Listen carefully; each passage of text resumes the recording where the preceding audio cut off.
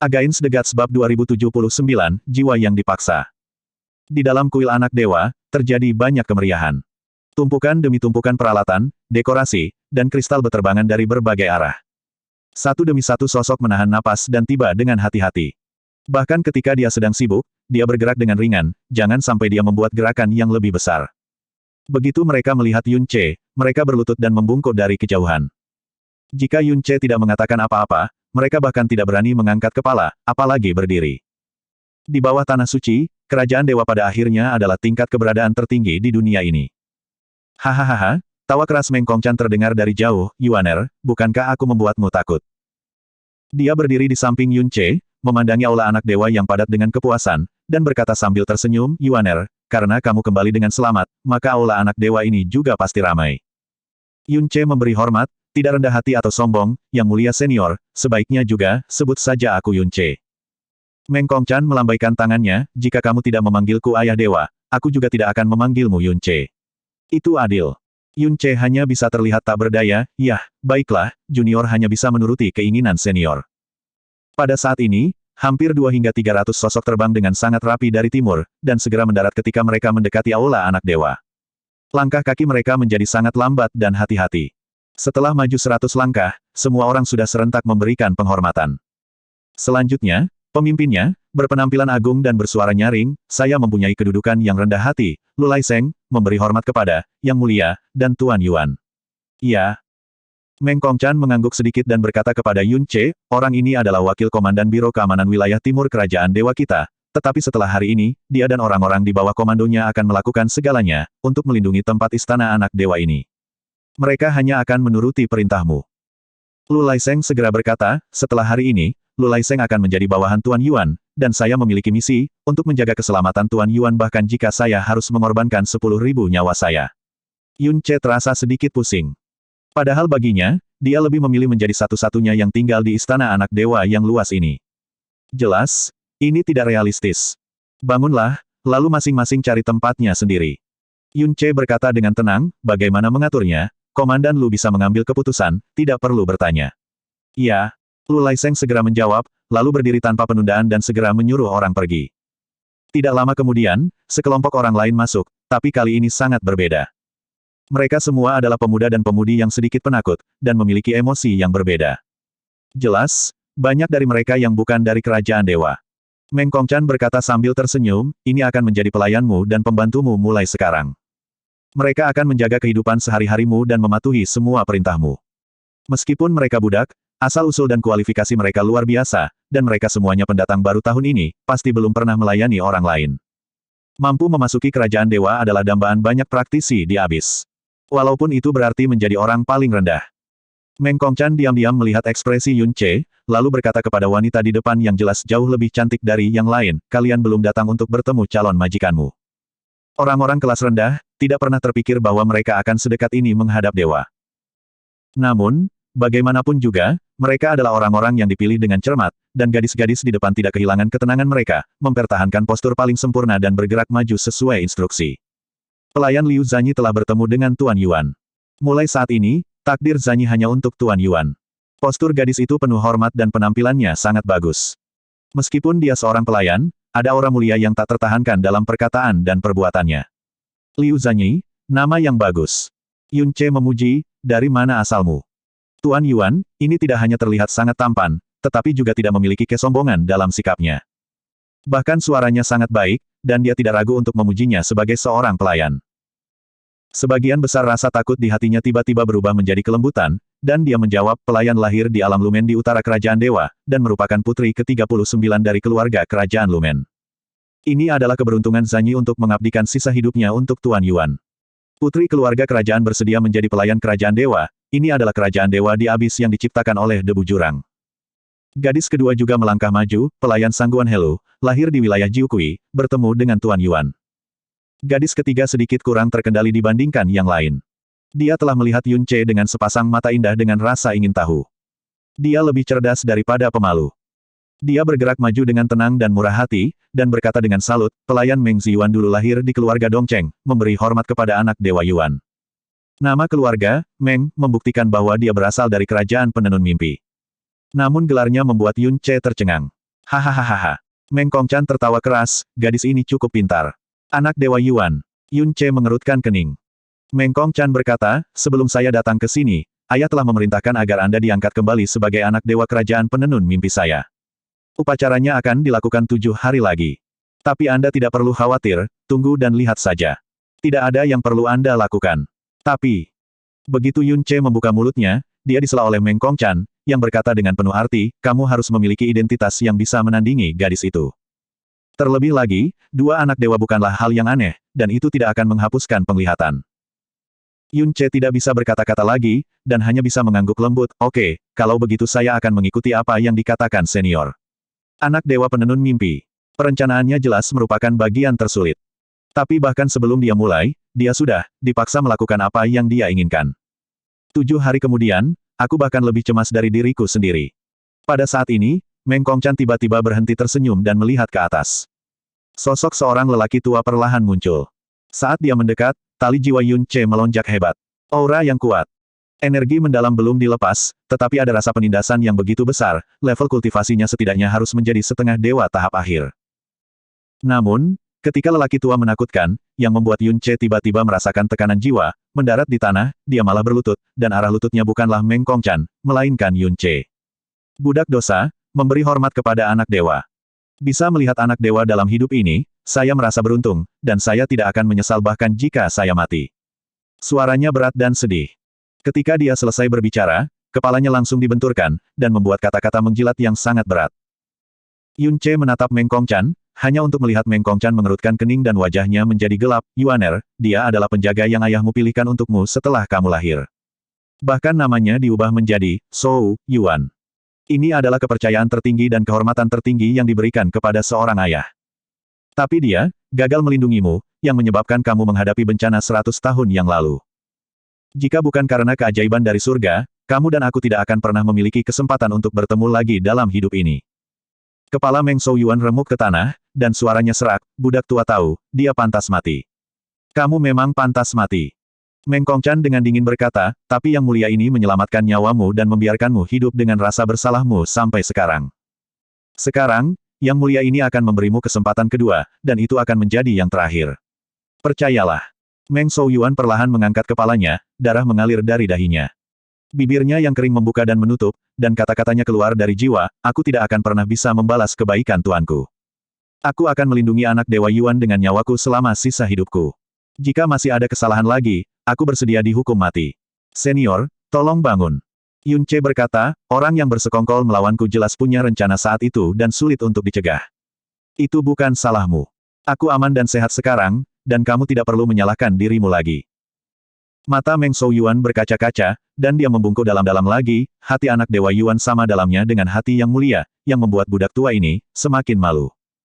Mulai sekarang, kamu akan diam-diam berada di sisi Yuaner, kamu harus memastikan keselamatannya sebagai keyakinan tertinggimu. Tidak ada seorang pun yang boleh mengganggumu kecuali keselamatannya. Silakan mundur dulu. Meng Shou Yuan berdiri, mundur perlahan, dan menghilang dari pandangan dalam sekejap, tidak tahu di mana dia bersembunyi. Meng Kongchan berkata kepada Yun Ce, sebenarnya, Meng Shou Yuan melindungimu saat itu. Namun, karena kamu berada di istana ibumu pada waktu itu, jadi dia tidak bisa mendekat, jadi kamu menderita persekongkolan. Kalau soal kultivasi keseluruhan di kerajaan penenun mimpi, selain ayahnya, penguasa 9 istana impian, dan penguasa istana utama, dia dan penguasa lembah Chenmeng adalah yang tertinggi. Alam kepunahan ilahi tingkat 9. Dengan sisa umurnya, bukan tidak mungkin untuk mencapai alam tertinggi para dewa sebelum akhir hayatnya. Yun Ce. Jadi, silakan istirahat saja. Meng Kongchan menepuk bahu Yun Ce, sebagai seorang ayah, aku tidak akan pernah membiarkanmu mengulangi apa yang terjadi saat itu. Kerajaan Dewa Penenun Mimpi, Istana Permaisuri Dewa.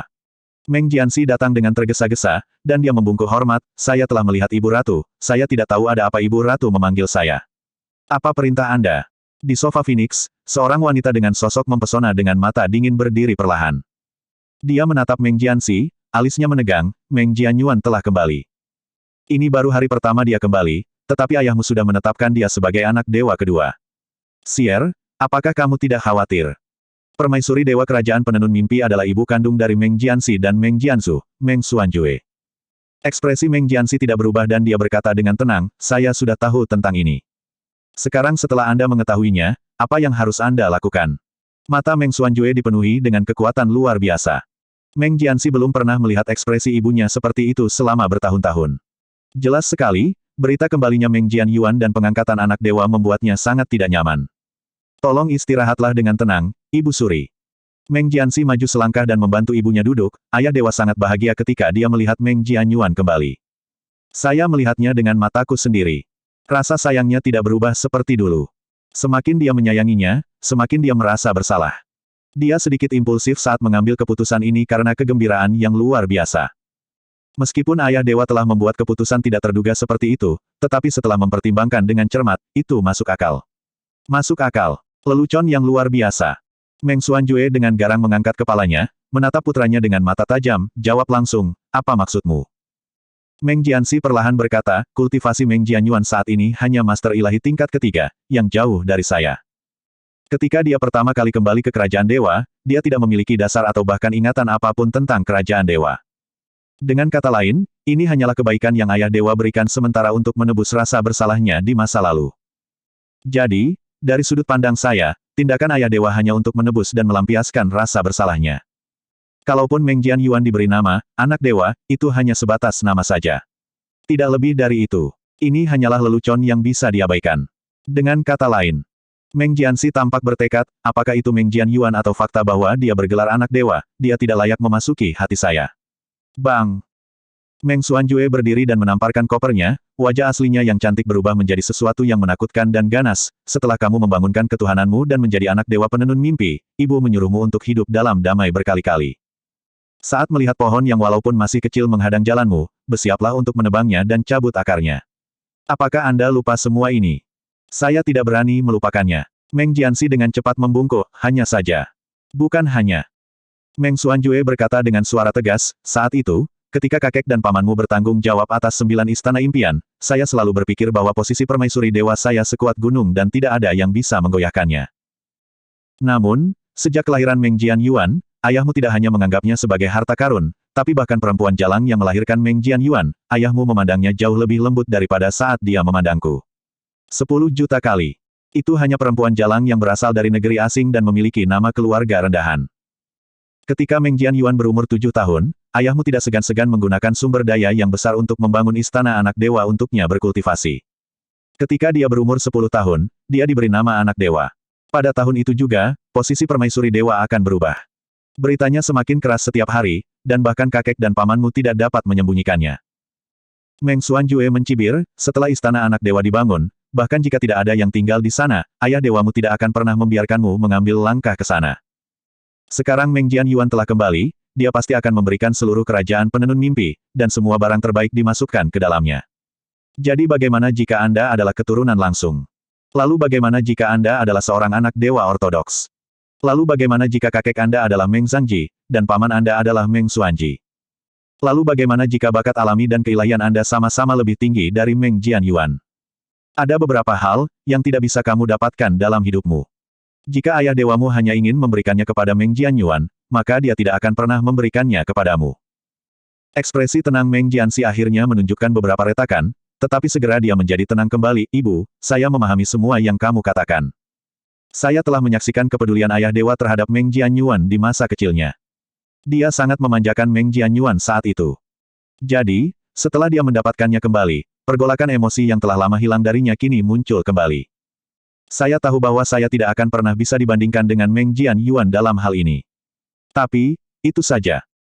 Meng Jianxi kemudian membujuk ibunya, lagi pula, Meng Jianyuan baru saja kembali, dan ayah dewa sedang berada dalam masa paling kuat dalam kegembiraan, rasa syukur, rasa bersalah, dan keinginan untuk menebus kesalahan. Perlindungannya terhadap Meng Jianyuan juga sedang dalam puncak-puncaknya.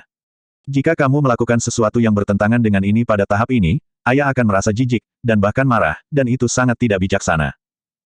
Meng Xuanjue menatap Meng Jianxi untuk waktu yang lama, dan suaranya tiba-tiba melambat, dengan kata lain, kamu tidak akan keberatan jika ayah dewamu menyebut Meng Jianyuan sebagai anak dewa kedua. Juga apakah kamu mendukungnya? Apakah kakek dan pamanmu menentangnya? Kakek Meng Jianxi adalah penguasa 9 istana mimpi kerajaan penenun mimpi, Meng Zhangji, dan orang pertama di bawah dewa di seluruh kerajaan penenun mimpi. Paman Meng Jianxi adalah Meng Xuanji, ahli mimpi, dari istana impian ketujuh. Inilah mengapa Meng Xuanjue menjadi permaisuri kerajaan penenun mimpi. Ya, Meng Jianxi mengangguk. Itu saja. Meng Xuanjue melambaikan tangannya, dan cahaya aneh muncul di kedalaman mata iblisnya. Kamu memiliki penilaian dan rencanamu sendiri, dan aku tidak seharusnya menyalahkanmu sebagai seorang ibu. Aku hanya bisa menyalahkan Meng Jianzu karena tidak melakukannya dengan baik saat itu. Sampah yang dia gunakan sebenarnya memungkinkan Meng Jianyuan untuk bertahan hidup. Kalimat yang begitu samar membuat pupil mata Meng Jianxi tiba-tiba mengecil. Dia berbalik dengan tajam dan bergegas keluar, namun, sebelum dia bisa menutup pendengarannya, suara santai ibunya terdengar di telinganya, jika ibu tidak diam-diam membimbing dan membantu dia hanya akan mengandalkan Meng Jingze. Apakah orang tua itu punya kesempatan untuk melakukan sesuatu? Sosok Meng Jianxi tiba-tiba berhenti, dan dia memejamkan matanya. Sekarang, kamu sudah tahu tentang ini. Meng Xuanjue berjalan tanpa tergesa-gesa, ceritakan lagi, bagaimana rencanamu? Meng Jianxi tidak berbalik dan tidak dapat mengeluarkan suara untuk waktu yang lama. Meng Xuanjue melanjutkan dengan kata santai, ayah dewamu adalah dewa yang paling berkuasa. Dia pasti akan menemukan cara untuk memulihkan ingatan Meng Jianyuan. Dan begitu Meng Jianyuan memulihkan ingatannya, dengan sikap ayah dewamu, apa yang akan terjadi pada cinta ibumu padamu? Dan bagaimana kamu harus menghadapinya karena sudah mengetahui semua ini? Tidak akan. Meng Jianxi akhirnya berbicara, tetapi suaranya sangat kering, Meng Jingze lah yang menyakitinya, dan Meng Jingze hanya akan ada dalam ingatan Meng Jianyuan. Tidak. Bukan hanya Meng Jingze yang menyerang, tapi juga saudara idiotmu Jiansu. Menggambarkan putra kandungnya sebagai idiot, dia mengatakannya dengan sangat alami. Yang lebih penting lagi adalah, alasan mengapa Meng Jingze dan Meng Jianzu dapat menghindari semua penjaga saat itu secara diam-diam. Untuk lebih dekat dengan Meng Jianyuan, dia mengandalkan giok ilahi Poksu, yang sengaja saya biarkan untuk dicuri oleh Meng Jingze. Itu adalah giok ilahi yang diberikan oleh Kaisar Yuan. Hanya ada 3 dari mereka di seluruh kerajaan penenun mimpi. Mereka dapat melakukan perjalanan melalui ruang angkasa dengan hampir sempurna tanpa meninggalkan jejak. Jika Meng Jianyuan mendapatkan kembali ingatannya, dia pasti akan bisa mengingat benda itu. Giok ilahi Poksu, dan jika dia menelusuri asal-usul giok ilahi Poksu, dia pasti akan menemukannya di kepalaku. Meng Jianxi mengepalkan tangannya dengan kuat. Pada saat itu, aku akan menjadi orang berdosa, dan kamu akan menjadi anak orang berdosa yang mengetahui kebenaran. Jadi, yang mana dari 2 anak dewa, yang akan digulingkan oleh dewa yang marah? Dia berjalan perlahan ke sisi Meng Jianxi, merasakan kegelisahannya dengan kepuasan. Sekarang, apakah Anda masih merasa bahwa Meng Jianyuan tidak menimbulkan ancaman bagi Anda?